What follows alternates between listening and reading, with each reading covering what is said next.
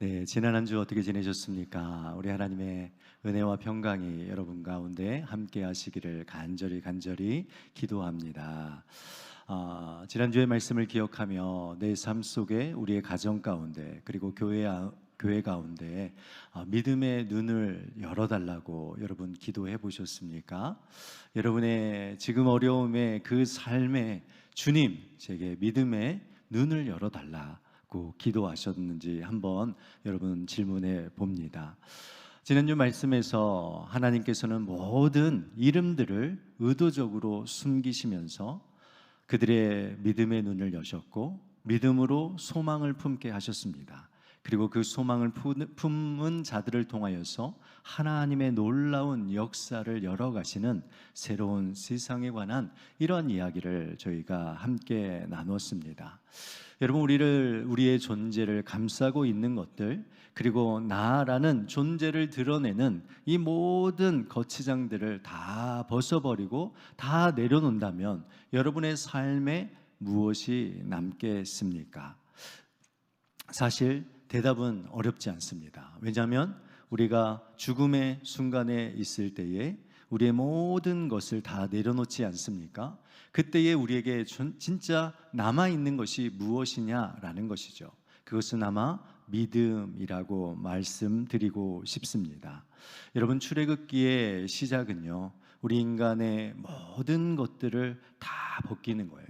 절망과 죽음이라는 그 시간 속에서조차 우리가 그 모든 것들이 내려놔지고 믿음을 통하여서 새로운 이름, 새로운 시대와 새로운 세상을 열어가시는 그 하나님의 놀라운 구원 역사를 보는 것이 바로 이 출애굽기의 내용입니다. 이제 새로운 이름이 등장했지 않습니까? 2장 10절 말씀에 보면 이 새로운 이름이 나오고 있는데요, 우리 같이 2장 10절 말씀 한번 읽어보도록 하겠습니다. 읽겠습니다. 그 아기가 자라매 바로의 딸에게로 데려가니 그가 그의 아들이 되니라. 그가 그의 이름을 모세라 하여 이르되 이는 내가 그를 물에서 건져내었음이라 하였더라. 아멘. 네, 2장에 드디어 새로운 이름이 나오죠. 모세라는 이름이 나옵니다. 모세라는 이름의 뜻이 무엇입니까? 그를 물에서 건져내었다라는 뜻을 가지고 있습니다. 건져내었다, 특별히 나일강, 이 죽음을 의미하는 이 나일강으로부터 다시 건져내어 다시 살게 된 자다라는 이 뜻을 가지고 있습니다. 우리는 이것을 무엇이라고 이야기합니까? 구원이라고 말하죠. 죽었던 자, 죽음 가운데 있었던 자, 절망 가운데 있는 자를 다시 살려내시는 것, 이것을 우리가 구원이라고 말합니다. 여러분, 신약의 시대에도 어떤 이름이 주어졌습니까? 신약의 시대에 새로운 이름이 주어졌죠. 예수라는 이름이 주어졌습니다. 이는 그가 자기 백성을 그들의 죄에서 구원할 자다라고 이야기하면서 결국 새로운 시대에 주신 이름 예수 또한 무엇에 관한 이야기입니까? 구원이라는 이야기를 우리에게 말하고 있는 것이죠. 그러니까 하나님께서는 새로운 시대, 우리의 무엇을 통해 열어가신다는 거예요? 구원을 통하여서 새로운 시대를 열어가시는 거예요. 오늘 이 시대도 마찬가지입니다. 하나님은 구원의 역사를 통하여 새로운 세상을 열어가시는 거예요. 구원이 빠져있는 새로운 세상은 존재하지 않다라는 것을 우리는 생각해야 하는 것이죠. 모세라는 이름은요, 출애굽기의 위대한 지도자의 이름만을 지칭하는 것이 아닙니다. 오늘날 우리를 향하여서 모세라라고 말하는 것이죠. 왜 그렇습니까? 우리도 죽음 가운데서 건져냄을 받은 자들이잖아요. 죽음이라는 죄라는 이 죽음으로부터 우리가 건져냄을 받았고 다시 살게 된 자들, 그러니까 결국 우리의 이름이 뭐라는 거예요? 모세라라는 것을 말해주고 있습니다. 옆에 있는 분의 얼굴을 한번 봤으면 좋겠습니다. 다 각기 다른 이름이 있지만 여러분, 옆에 있는 사람의 이름이 뭘까요? 모세. 건져냄을 받은 자. 자, 한번 옆에 모세 씨 안녕하십니까? 라고. 네.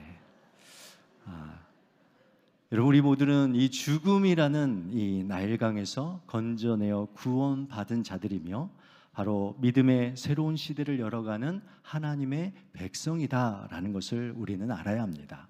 오늘 본문을 이해하기 위해서는요, 우리가 애굽 왕들과 이 모세와의 관계도를 살펴볼 필요가 있습니다.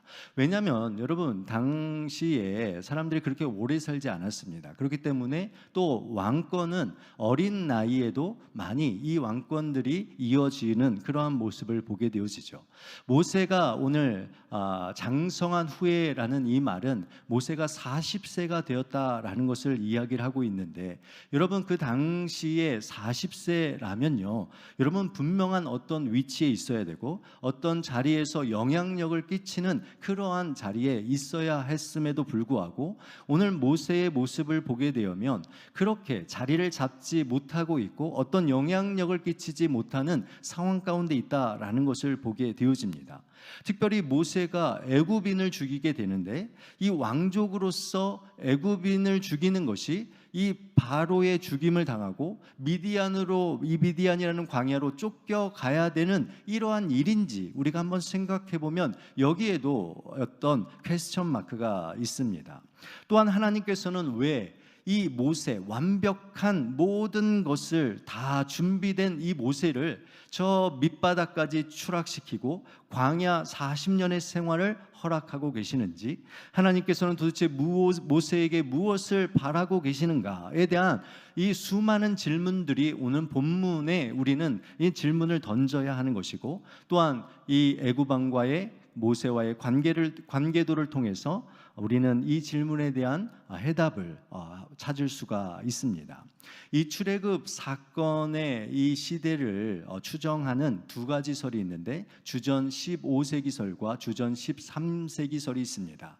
주전 15세기설은요, 성경의 내용과 상당히 비슷하게 스토리가 되어 가고 있고, 주전 13세기설은 출애굽설은 성경과 고고학적인 이 발굴 등으로 이야기가 되어지는 것입니다. 여하튼 둘 다 중요한 것은 무엇이냐면 출애굽기의 사건이 역사적인 사실이었다라는 것은 분명하게 두 설이 증거를 해내고 있습니다. 여러분, PPT 자료를 한번 보시면 좋겠는데요. 여러분, 모세라는 이름이 여러분 생각할 때 그냥 물에서 건져내었다라는 어떤 한 아이의 이름처럼 여러분 생각되어지지만, 사실 모세라는 이름은 대단한 이름입니다. 왜냐하면 보시면 알겠지만 애굽의 18대 왕조의 지금 이름들이 나오고 있는데, 투투 모세 1세, 투투 모세 2세, 투투 모세 3세, 그리고 아멘호텝 2세 다음에 투투모세 4세가 나오게 되어지는데, 여러분, 파라오의 이름이 무엇입니까? 모세였어요. 그러니까 이 모세라는 이름은 어떤 것을 의미하고 있냐면 나일강, 죽음으로부터 건져낸 자라는 의미를 담겨져 있고, 그래서 투투모세다라는 것은 뭐냐면 죽음으로부터 애굽인들을 건져내는 신과 같은 존재, 그러니까 그를 바로라고 불렀다라는 것을 우리가 알 수 있게 되어집니다. 그러니까 모세라는 이름은 엄밀히 말하면 무엇입니까? 구원자라는 그 의미를 담고 있는 것이죠. 투투모세 1세에는 하셉수투라는 이 딸을 두었습니다. 아들이 없었습니다. 이 하셉수투는 나중에 파라오 여왕, 그러니까 여인으로서 파라오가 되는 몇 여인 중에 한 명인데 아주 유명한 여왕입니다. 이 하세스투는 바로의 딸이고 모세를 나일강에서 건져내어 양자로 삼은 그러한 성경의 인물입니다. 이 투투모세가 1세가 죽고 난 이후에 이제 왕권을 이어받아야 되는데, 여자로서는 이 왕권을 이어받을 수 없었기 때문에 후궁으로부터 낳은 아들 투투모세 2세가 있었습니다. 그러니까 하세스투와 투투모세 2세는 남매지간이죠. 이복 형제지간인데, 당시에는 남매지간도 결혼을 했었기 때문에 두 사람이 부부가 되어짐을 통해서 이스라엘의 애굽의 왕권을 이어가기 시작합니다. 그런데 투투모세 2세와 하세스투 사이에서도 아들이 없었어요. 딸만 있었습니다. 그래서 후궁을 얻어서 두투모세 3세를 얻었는데 두투모스 2세는 몸이 약해서 금방 죽어버리게 되어지죠. 그래서 이 두투모스 3세가 일찍 왕위에 오르는데 어린 나이에 오르니까 결국 누가 섭정을 하게 되어집니까? 바로 하세스투가 그 섭정을 하게 되어지는 것이죠. 그러면서 이제 함께 자라는 두투모세 3세와 모세는 뭐예요? 그 애굽의 궁정 안에서 서로 경쟁 관계가 되어지게 되어진 것이고, 그래서 모세가 애굽인을 죽임을 통하여서 이 바로왕 두투모스 3세가 이 때를 맞춰서 이 모세를 죽이고자 하는 그 일들이 일어나게 되었던 것입니다. 그리고 두투모세 3세가 아들이 이 아멘호텝 2세인데, 이 아멘호텝 2세가 모세가 광야 40년의 생활을 끝내고 와서 이스라엘 민족 열재앙을 통하여서 이스라엘 민족을 출애굽시킬 때 있었던 바로왕, 바로 아멘호텝 2세이고, 그러니까 이 아멘호텝 2세의 장자가 있을까요, 없을까요? 장자가 없습니다. 그래서 역사에도 보면 이 다음 왕권을 이어가는 데 있어서 이 아멘호텝의 장자가 원인 모를 질병으로 죽게 되었다라는 기록이 있어요. 그래서 그 다음에 왕권을 이어받은 자가 두투모세 4세가 되어집니다.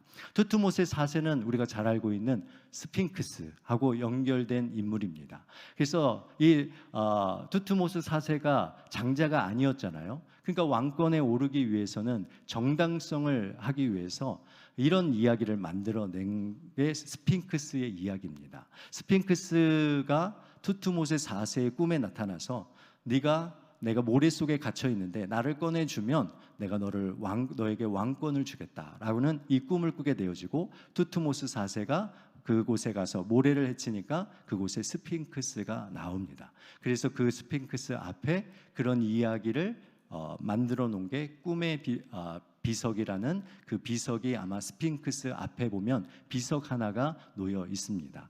네, 저 안 가봐서 잘 모르는데 그림을 보면 여러분들 있습니다. 그러니까 제가 왜 이렇게 길게 이야기를 하고 있냐면, 이 애굽의 이 왕권, 이 역사와 지금 이스라엘 역사들이 이렇게 사실적으로 이루어지고 있다라는 것을 우리가 보게 되어집니다. 제가 오늘 이야기를 하면서 우리가 역사적인 어떤 사건을 통해서 모세가 미디안 광야로 쫓겨나간 것이 아니라 애굽인의 살해와 그다음에 미디안 도피 생활을 할 수밖에 없었던 이유에 대해서 우리는 믿음의 눈으로 살펴보아야 한다라는 것입니다. 출애굽 2장에 우리가 읽었던 본문에도 여전히 하나님의 이름은 나오지 않습니다. 하나님의 존재는 그 어디에서도 찾아볼 수 없습니다. 그러나 하나님께서 이루어 가시는 일들이 얼마나 놀라운지, 또한 모세를 통하여서 그를 훈련하시고 그에게 깨닫게 하시고자 하는 그 분명한 일이 우리에게 있다라는 것을 말해주고 있습니다. 하나님의 종으로서, 또한 모세, 다시 말해서 죽음에서 건져냄을 받은 우리 모두에게도 정말 이 어려움의 이 광야의 시간을 통해서 하나님께서 갖고자 하시는, 준비하고자 하시는 하나님의 마음이, 우리가 품어야 할 마음이 있다라는 것을 오늘 본문은 우리에게 말해줍니다. 첫 번째로 우리가 어떤 마음을 가지고 나아가야 되느냐, 하나님의 나라, 하나님의 거룩한 공동체라는 이 신앙을 우리가 가져야 합니다. 여러분, 11절 말씀을 보시면 모세가 장성한 후에 한 번은 자기 형제들에게 나가서 그들이 고되게 노동하는 것을 보더니 어떤 애굽 사람이 한 히브리 사람 곧 자기 형제를 치는 것을 본지라 라고 되어 있습니다. 모세가 장성하였다라는 이 말은요, 모세가 인격적으로나 사회적으로 인품과 그리고 실력을 갖춘 어른이었다라는 것을 말합니다. 그가 무려 40세가 되었다라는 것을 말하고 있고, 이 40세가 되는 동안에 애굽 궁정에서 최고의 이 지혜와 기술, 그리고 그들이 섬겼던 수많은 우상들을, 그가 섬기는 일들을, 다양한 것들을 배웠다라는 것을 알 수가 있습니다. 그런 세상 속에서 여러분 구원받은 자로서 하나님의 거룩한 백성으로서의 살기보다는 여러분 그곳에 쉽게 세속화되지 않겠습니까? 애굽의 문화에 더 깊이 심취되어지고 애굽의 문화를 더 동경하는 그러한 삶을 살지 않겠습니까? 이스라엘 백성들의 노예 생활과 그들의 문화를 바라볼 때 그들의 그 문화가 얼마나 하찮은 문화로 그들에게 여겨졌겠습니까? 그런데도 오늘 본문을 보게 되면 모세는요 히브리 사람들을 향하여서 무엇라고 고백하고 있습니까? 자기 형제다라고 고백하고 있어요. 13절 하반절 말씀을 보시면 무엇라고 고백하고 있습니까? 내가 어찌하여 동포를 치느냐라고 말하면서 이 자기 동족끼리 싸우고 있는 이러한 이 가해자를 책망하는 이러한 내용이 나오고 있다라는 것이죠. 이렇게 이 어마어마했던 이 애굽이라는 이 세상 속에서 모세는 하나님의 거룩한 백성이라는 정체성 그리고 하나님의 거룩한 공동체라는 이 신앙을 지키며 살았다라는 것을 알 수가 있습니다. 사도행전 7장 22절에서 23절 말씀 우리가 한번 같이 보면 좋겠는데요. 함께 읽어보도록 하겠습니다. 읽겠습니다. 모세가 애굽 사람의 모든 지혜를 배워 그의 말과 하는 일들이 능하더라. 나이가 40이 되매 그 형제 이스라엘 자손을 돌볼 생각이 나더니 아멘. 그가 40이 되었고 그의 마음 가운데 그의 형제들을 이스라엘 자손들을 돌볼 마음이 그에게 생겼다라는 거예요. 여러분 또한 히브리서 11장 24절에서 25절 말씀을 한번 보겠습니다. 제가 읽겠습니다. 믿음으로 모세는 장성하여 바로의 공주의 아들이라 칭함받기를 거절하고 도리어 하나님의 백성과 함께 고난받기를 잠시 죄악의 낙을 누리는 것보다 더 좋아하고 아멘. 지금 모세가 어떤 마음을 가지고 있었다는 거예요? 히브리인들을 자기의 형제라고 여겼고 하나님의 백성들과 함께 고난받는 이러한 것을 더 좋아했다라고 말하고 있습니다. 바로의 공주의 아들이라는 이 칭함받기를 거절하며 나아갔던 그 모습을 보지 않습니까? 자기에게 주어진 온갖 특권과 복을 스스로 포기하고 그가 붙들고 나아갔던 건 무엇입니까? 하나님의 백성, 구원받은 자로서의 이 하나님의 백성과 하나님의 공동체에 대한 이 분명한 이 믿음을 가지고 그가 나아갔다라는 것을 보게 되어집니다. 여러분은 어떻습니까? 이 세상 가운데 어떤 마음을 가지고 살아가고 계십니까? 교회와 또한 신앙의 이 문화, 교회의 문화가 하찮은 것으로 여겨집니까? 세상 사람들은 교회를 향하여서 아무것도 아닌 쓸데없는 것을 믿는다라고 말할 수 있지만 여러분도 그러한 생각으로 이 세상을 살아가고 있지는 않습니까? 우리는 세상 속에서 거룩한 하나님의 구원받은 자라는 이 그리스도인의 이 정체성과 또한 거룩한 공동체성을 잃지 않는 그러한 삶의 신앙으로 우리가 살아가야 되는 줄 믿습니다. 그럴 때 우리 하나님께서 우리에게 새로운 시대를 열어가 주신다라는 것이죠. 둘째로는 건져냄을 받은 자는 다른 자를 건져내는 구원의 이 사명을 가진다라는 것이죠. 모세가 궁정을 벗어나 밖으로 나아간 이유가 무엇입니까? 11절 말씀에 보면 그들이 고되게 노동하는 것을 보기 위해서였습니다. 자기의 형제, 자기의 자매들이 이 고통 가운데서 이 힘든 노동을 보는 그것을 위해서 지금 모세는 밖으로 나아가고 있다라는 것이죠. 13절 말씀에도 보면 이튿날 다시 나가니라는 것을 통해서 모세가 지속적으로 지금 궁정에 머물기를 원하는 것이 아니라 이스라엘 백성들이 지금 어떤 상황 가운데 놓여 있는지를 알기 위해서 그들을 찾아 나아가고 있다라는 것을 우리는 알 수가 있습니다. 앞에서 읽었던 것처럼 사도행전 7장 23절에서 자기 형제를 돌볼 생각이 났다라고 말하고 있죠. 사도행전 7장 25절 말씀 우리 한번 같이 읽어보겠습니다. 읽겠습니다. 그는 그의 형제들이 하나님께서 자기의 손을 통하여 구원해 주시는 것을 깨달으리라고 생각하였으나 그들이 깨닫지 못하였더라. 아멘. 지금 모세는 어떤 분명한 생각을 가지고 있었던 거예요. 하나님께서 자기 손을 통하여서 이 자기의 형제들을 구원해 주실 것이다 라는 이러한 분명한 이 믿음과 이 사실을 그는 알고 있었던 것입니다. 여러분, 건져냄 받은 자는 여러분 구원받은 자들을 다른 자들을 구원해내는 이러한 사명이 있다라는 것을 말해주고 있습니다. 여러분, 모세는요, 자신만이 구원받은 자로서의 그 사명, 그것으로 끝난 것이 아니라 다른 자들을 구원하는 일에 그의 사명이 있다는 것을 그는 절대로 잊지 않는 자였다라는 것이죠. 여러분, 이 모세가 자신의 민족만 구원하는 일에 힘썼습니까? 여러분, 우리는 정말 이해할 수 없지만 이 모세가요, 이 애굽인을 죽임을 통하여서 미디안 광야로 쫓겨나갑니다. 여러분, 이 미디안 광야는요, 애굽으로부터 1000km가 떨어져 있는 곳이에요. 그러니까 이 애굽왕의, 당대의 애굽왕이 가지고 있는 이 권력이 이 어마어마했다는 것을 우리가 볼 수가 있습니다. 왜요? 1000km나 떨어져야지만이 이 애굽왕으로부터의 피할 수 있는 그 거리라고 생각했기 때문에 그렇습니다. 그러나 그곳에서, 여러분, 미디안 광야에서 지금 모세는 무엇을 하고 있습니까? 우물가에서 어려움을 당하고 있는 미디안 제사장의 7딸들을 건져내고 있습니다. 그들을 구원하고 있습니다. 그리고 또 어떤 일이 일어납니까? 그 가정에 들어가서, 여러분, 그곳에서 미디안의 제사장 루엘의 딸과 결혼하고, 그 루엘의 딸과 결혼하는 것이 단순한 개인의, 모세의 결혼의 이야기가 아니라 뭐예요? 그들에게, 이방 민족에게, 그리고 더 나아가서 모든 열방과 민족에게 시작되는 하나님의 구원의 역사를 이루어가는 것, 이것이 바로 이 모세를 통하여서 우리에게 보여주시고자 하는 하나님의 놀라운 구원의 역사다라는 것입니다. 사랑하는 원당의 성도 여러분, 건져냄을 받은 자는요, 건져내는 구원의 사명이 있습니다.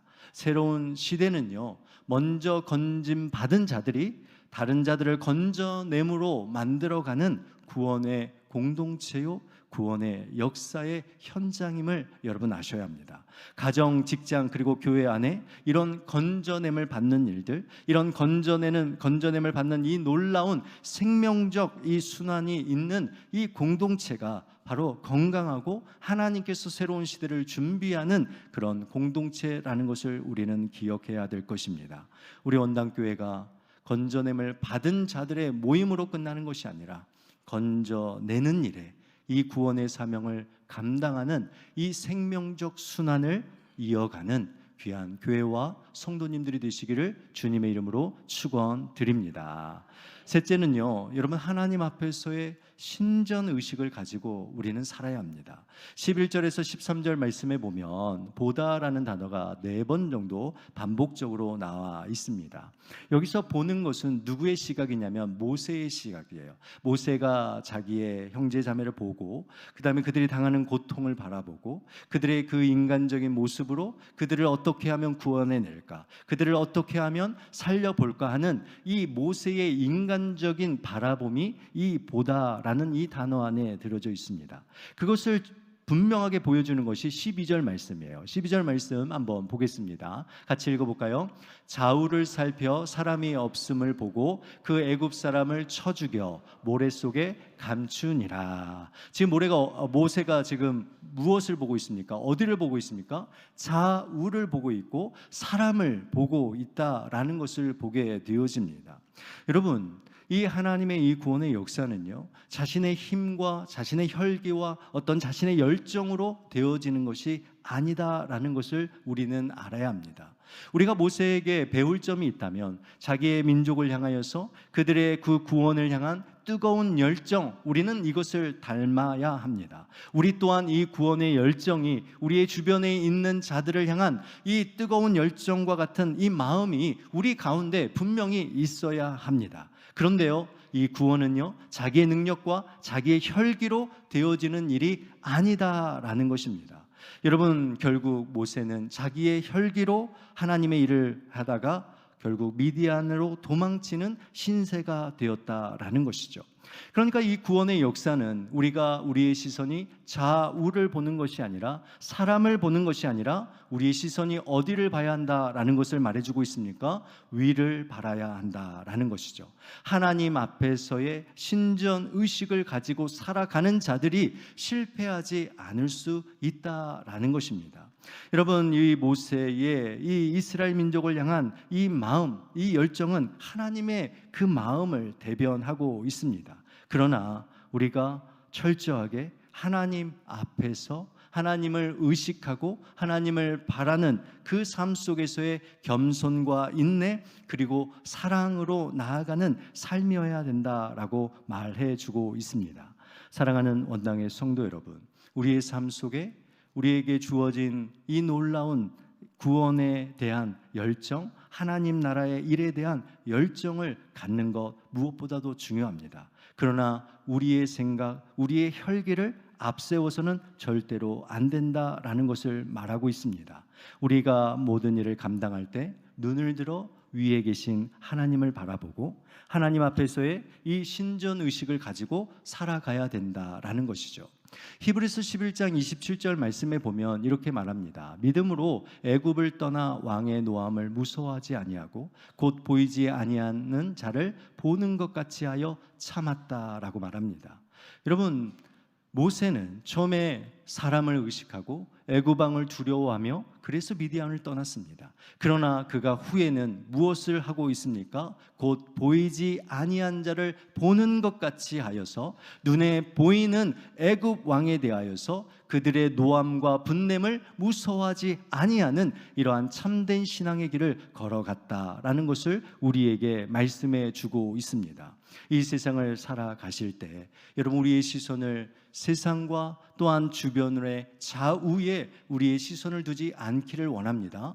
여러분의 시선은 어디를 향하여 합니까? 하늘을 향하여, 위를 향하여 하나님 앞에서의 이 신전의식, 존전의식을 가지고 살아갈 때 우리 하나님께서 그를 붙드시고 그에게 용기와 담대함으로 이 새로운 세상을 열어가도록 이끌어 주실 줄 믿습니다. 네 번째로는 환대의 신앙을 여러분 가져야 합니다. 17절, 19절, 20절 말씀의 내용을 보면 앞에서도 이 모세는 자기의 동족의 아픔을 함께 느꼈습니다. 그들이 당하는 부당함과 그 불의에 대하여서 여러분, 하나님의 정의와 이 공의를 얼마나 실현하려고 애썼습니까? 미디안 제사장의 딸들이 당하는 세상의 그 횡포를 바라보며 그들을 도와 그들의 마음에 위로와 평강을 주었습니다. 타인을 향한 이 모세의 뜨거운 사랑이 있었습니다.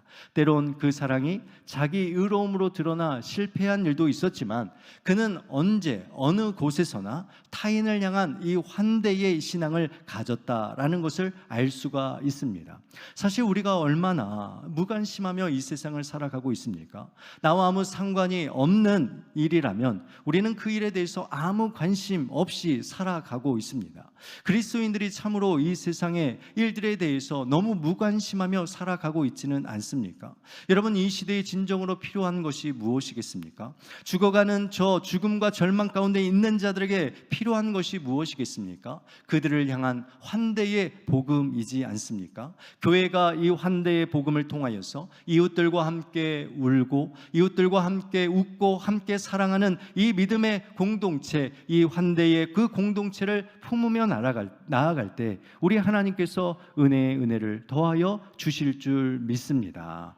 모세가 미디안 제사장 르우엘의 딸들을 환대하였습니다. 르우엘 집안은요, 모세를 환대하였습니다. 이 환대의 신앙을 통해서 그들에게는 하나의 신앙의 공동체가 세워졌고 그 공동체가 이스라엘 민족을 구원하는 첫 시작의 공동체가 되었다라는 것을 여러분 기억하셔야 합니다. 환대는 이렇게 놀라운 새로운 꿈의 공동체를 만들어냅니다. 환대는 구원의 공동체를, 그리스도의 몸된 공동체를 세워감을 통하여서 하나님의 부흥, 하나님의 시대를 열어가는 아주 중요한 그 열쇠로 주께서 사용하신다라는 것입니다. 사랑하는 우리 원당의 성도 여러분, 우리 원당교회가 서로에 대한 무관심이 아니라 함께 그들의 아픔을 돌아보고 그들의 상황을 바라보며 환대하며 그 나아가는 이러한 삶으로, 이러한 믿음의 공동체로 세워지기를 주님의 이름으로 축원드립니다.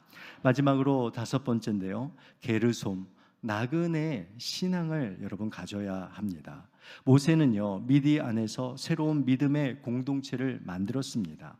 쫓겨난 그 미디안 땅에서 여러분 광야 40년이라는 그 세월 동안 모세는 충분히 그 삶 속에서 안주할 수 있었습니다.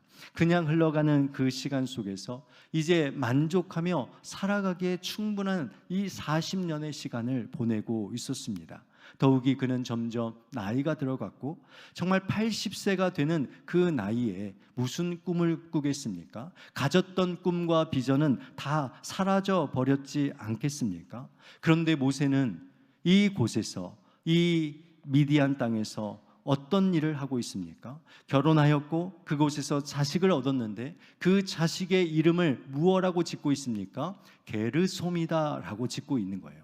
게르라는 말은 나그네, 객이다라는 뜻을 가지고 있고 솜이다라는 단어는 그곳이라는 지시대명사입니다. 그러니까 다시 말해서 내가 거기서 객, 나그네가 되었다라는 것을 말해주고 있습니다. 이것은 무엇을 의미하냐면 모세가 자신의 정체성을 잃지 않겠다라는 그러한 각오가 그곳에 담겨져 있는 것입니다. 나는 나그네의 의식을 가지고 이 세상 속에서 동화되지 아니하며 하나님의 구원받은 자로서 하나님의 거룩한 백성으로서 나는 살아가는 자가 되겠다라고 말하는 것입니다. 나에게는 진정한 본향이 있고 내가 돌아가야 할 그 곳이 있다라는 이러한 분명한 것을 잊지 아니하고 그가 나아갔던 것입니다. 광야는 그의 인생의 종착지가 아니었다라는 것입니다. 광야 40년, 모세의 나이 80세라는 인생의 마지막과 같은 그 미디안 광야, 모든 것이 다 끝났다라는 이 생각을 갖지 않겠습니까? 더 이상 뭘 기대할 수 있겠습니까? 그러나 모세는요, 그 광야가 그의 인생의 영원한 종착지가 아니다라는 것을 그는 알았습니다. 그래서 그 아들의 이름 게르솜이라는 이름을 지어서 지금 내가 머물고 있는 이 장소는 내가 머물 영원한 장소가 아니며 하나님께서 언젠가 나의 삶을 다시 들어서 새로운 삶에 내가 있어야 될 그 장소로 우리의 삶을 이끌어갈 것이다라는 이 믿음의 고백을 그의 아들의 이름을 통해서 하고 고백하고 있었던 것입니다. 사랑하는 원당의 성도 여러분, 여러분의 삶이 혹 광야 40년과 같은 그 삶 가운데 놓여 있습니까? 나이가 너무 많이 들어서 이제 더 이상 꿈도 꿀 수 없고 비전을 가질 수 없습니까? 상황이 열리지 않아서 그냥 주저앉고 싶고 더 이상 할 수 없다라고 여러분 생각하고 계십니까? 여러분, 나그네 의식을 여러분 회복하시기를 주님의 이름으로 축복합니다. 나그네 신앙을 여러분 회복하셔야 합니다. 그 자리는 여러분이 머물 영원한 자리가 아닙니다. 여러분, 그곳에서 우리 하나님께서 때로는 훈련시키시지만 그곳은 우리가 머물 종착지가 아니라 우리 하나님께서 우리의 인생을 다시 사용하시기 위하여서 준비하시는 그러한 게르솜, 나그네의 그러한 자림을 여러분 꼭 기억하며 살아가는 우리 원당의 성도님들이 되시기를 주님의 이름으로 축원드립니다. 하나님의 거룩한 공동체의 신앙, 구원받은 자로서 이 구원의 그 사명을 감당하는 사명, 하나님 앞에서의 그 신전의식, 타인을 향한 환대의 신앙, 그리고 세상 속에서의 나그네의 참된 이 신앙의 모습은 결국 하나님께서 이 세상을 바라보시는 하나님의 마음을 모세를 통하여서 우리에게 전하고 있는 것입니다. 모세의 말씀을 맺습니다. 모세의 궁전에서의 40년의 인생, 그리고 미디안 광야에서의 40년의 인생, 여러분 뭘 보고 계십니까? 오늘 본문을 읽어가면서 어떤 희망을 여러분 찾을 수 있습니까? 다 끝난 것 아닙니까? 모세의 그 인생, 미디안 광야에서 끝나버린 인생 아닙니까? 여러분, 이스라엘 민족 400년이라는 그 노예, 그 고통 속에서 다 끝난 인생 아닙니까? 여러분, 그곳에 누가 주인공입니까? 여러분, 우리는 모세가 주인공으로 생각되어집니다. 그러나 하나님께서는 철저하게 모세가 주인공이 아니다라는 사실을 오늘 이 사건을 통해서 미디안 광야로 그를 40년이라는 시간 동안 보내면서 우리에게 말씀하고 있는 것입니다. 우리 인생의 주인공이 누구시냐는 거예요. 여러분의 인생의 주인공이 누구냐라는 거예요. 모세가 주인공도 아니다라는 것입니다. 23절 말씀을 보십시오. 어떻게 시작하고 있습니까? 여러 해 후에 애굽 왕은 죽었고, 여러분, 애굽 왕도 주인이 아니에요. 애굽 왕도 죽고 모세도, 모세의 삶도 죽고 이스라엘의 그 모든 백성 400년이라는 그 시간 가운데 죽음 가운데 있었습니다. 그렇다면 이제 우리는 퀘스천 마크를 던져야 합니다. 누가 진정한 왕으로 등극할 것인가? 누가 이 땅의 진정한 왕으로 설 것인가? 여러분의 인생에 누가 진정한 왕으로 자리 잡을 것인가? 여러분, 이 질문에 이 퀘스천을 우리는 항상 해야 한다라는 것입니다. 광야 가운데 있습니까? 여러분, 퀘스천을 던지십시오. 누가 나의 삶의 주관자인가? 이 질문 앞에 지금 23절에서 25절에서 이렇게 말하고 있습니다. 23절 25절 제가 읽겠습니다. 여러 해 후에 애굽 왕은 죽었고 이스라엘 자손은 고된 노동으로 말미암아 탄식하며 부르짖으니 그 고된 노동으로 말미암아 부르짖는 소리가 하나님께 상달된지라. 하나님이 그들의 고통 소리를 들으시고 하나님이 아브라함과 이삭과 야곱에게 세운 그의 언약을 기억하시고 하나님이 이스라엘 자손을 돌보셨고 하나님이 그들을 기억하셨더라. 아멘. 누가 하십니까? 하나님이 하신다는 거예요. 누가 왕입니까? 모세입니까? 애굽 왕입니까? 아닙니다. 하나님이 우리의 인생에 진정한 왕으로 등극하신다라는 것을 우리에게 이야기를 해주고 있습니다. 하나님께서 여러분이 부르짖는 그 부르짖음에 응답하여 주실 줄 믿습니다. 하나님께서 우리에게 말씀하신 그 언약을 기억하여 주실 줄 믿습니다. 하나님께서는 우리의 그 고통 가운데서 우리를 돌보아 주시는 하나님이신 줄 믿습니다. 하나님은 오직 우리의 모든 것을 헤아려 주시는 분이심을 믿습니다. 여러분, 이것이 바로 출애굽이 우리에게 도전하고 있는 것입니다. 여러분의 인생의 주인공, 여러분의 인생의 왕은 누구입니까? 이 세상 속에서 오직 하나님이 여러분의 왕으로 섬기시고 그 왕을 따라 살아가는 이 놀라운 삶을 사시기를 주님의 이름으로 간절히 축원드립니다. 여러분, 이제 그의 그 이름, 우리를 다스리시는 왕의 그 이름이 출애굽기 3장에 등장하는 것입니다.